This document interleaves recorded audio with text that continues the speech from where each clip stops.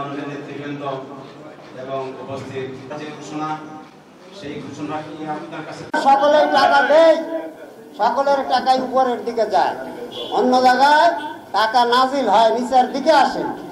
আর আমরা এই কর্মী রোকন দায়িত্বশীল সবাই টাকা উঠে উপরের দিক পাঠাই। এজন্য কি জামাত ধনী দল, ব্যক্তি আমি গরিব হতে পারি, কিন্তু আমার দল সবচাইতে ধনী দল, ঠিক কিনা বলেন? কারণ আমরা লাখ লাখ লোক এই দলে ডোনেশন দেয়, ইয়ানত বলি আমরা, ইয়ানত দেয় প্রতি মাসে। এবং যারা রোকন হয়, আপনারা হয়তো শোনেন রোকন, তার অনেকগুলো বৈশিষ্ট্য আছে। তার একটা হলো তার আয়ের 5% এই ফান্ডে জমা দিতে। যদি কেউ 1 লাখ টাকা ইনকাম করে তাহলে সে তার 5% দেবে। কেউ যদি 5,000 টাকা ইনকাম করে সেও তার 5% দেবে। পার্সেন্টেজ অনুযায়ী আমাদের সমস্ত কর্মী, সমস্ত জনশক্তি আমরা এই সংগঠনকে প্রতি মাসে একবার দান করে থাকি, আলহামদুলিল্লাহ। আমি রমজান মাসে 3-4টি গুরুত্ব হয়তো বলতে পারবো। প্রথম যে গুরুত্ব সেটা হচ্ছে, আমি যে হাদিসটা পাঠ করেছি, আল্লাহ রাসূল বলেছেন, মান সামা রমজান ঈমানান ওয়া ইহতিসাবান গুফিরা লাহু মা তাকাদ্দামা মিন যামবি।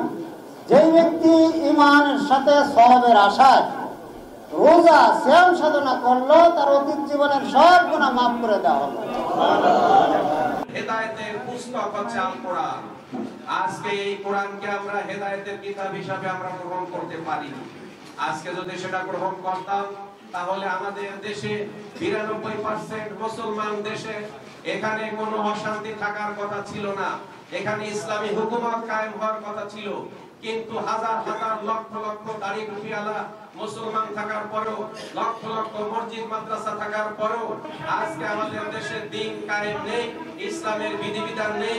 বাংলাদেশে ধর্ষণ এবং খুন, রাহাজানি, হত্যা, ছিনতাই যে পরিমাণে হচ্ছে, অনেক দেশে এরকম হয় কিনা সন্দেহ। বাংলাদেশের বুকে এই পর্যন্ত, আজকের দিন পর্যন্ত যত দল আছে, আপনি স্বীকার করেন বা না করেন, এই জামাতের থেকে সুশৃঙ্খল আদর্শ দল এখনো একটাও তৈরি হয় নাই বলে আমরা বিশ্বাস করি।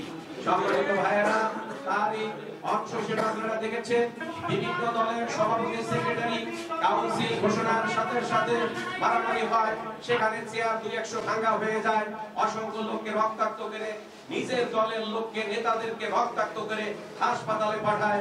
নেতৃবৃন্দ শেষ পর্যন্ত দুঃখ প্রকাশ করে বলে যায়, এখন আর এখানে আহ্বায়ক কমিটি থেকে পূর্ণাঙ্গ কমিটি ঘোষণা করার সুযোগ নাই, আজকে সে পরিবেশ নাই, আমরা ঢাকা গিয়ে পরবর্তীতে আপনাদেরকে জানাই দেব। কথা ঠিক না? আজকে জামাত ইসলামী বাংলাদেশ 1941 সাল থেকে এই উপমহাদেশে তার কার্যক্রম শুরু হয়েছে। আমাদের জানামতে বাংলাদেশ আওয়ামী লীগ হচ্ছে সবচাইতে পুরাতন দল। বর্তমানে যত দল আছে, বাংলাদেশ আওয়ামী লীগের থেকে পুরাতন দল বোধহয় একটাও নাই। সেই আওয়ামী লীগ প্রতিষ্ঠা হয়েছিল 1947 সালে। তারও 6 বছর আগে বাংলাদেশ জামাত ইসলামী এই উপমহাদেশে তার কার্যক্রম শুরু করেছে। যে সরকারের প্রত্যেকটা দায়িত্বশীল হবে সৎ, নিরপেক্ষ, আদর্শবান, সে হিন্দু হোক আর খ্রিস্টান হোক, সে যে ধর্মের হোক না কেন, যে বয়সের হোক না কেন, সে লম্বা হোক আর পেটে হোক, তার চেহারা খারাপ হোক আর ভালো হোক, সে যদি সরকারের কোন কর্মচারী হয় তাকে সততার সাথে দায়িত্ব পালন করতে হবে।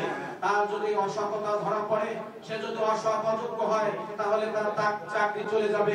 এরকম একটি সুশৃঙ্খল আদর্শবাদী দলের মাধ্যমে বাংলাদেশে ইসলামী রাষ্ট্র প্রতিষ্ঠিত হবে বলে আমরা আশা করি।